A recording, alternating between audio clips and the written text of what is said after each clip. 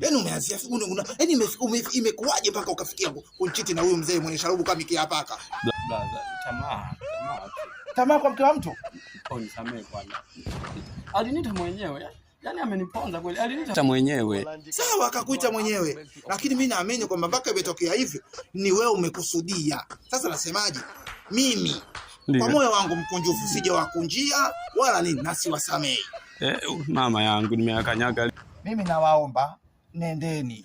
Blaza, kuwa na huruma bwana, kuwa na huruma. Sasa twende wapi namna hii tunaendaje? Tusabe blaza, mimi mwenyewe na familia, blaza. Kwa mimi ufali familia yangu, wewe ndio unajali familia yako. Tukupe familia yako wewe bora kuliko familia yangu mimi. Yangu.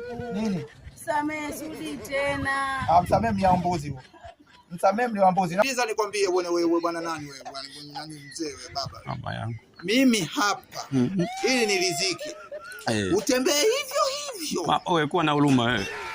Sina huruma. Sasa mimi ningeona. Mama ili muachane kugandana msinasie tena.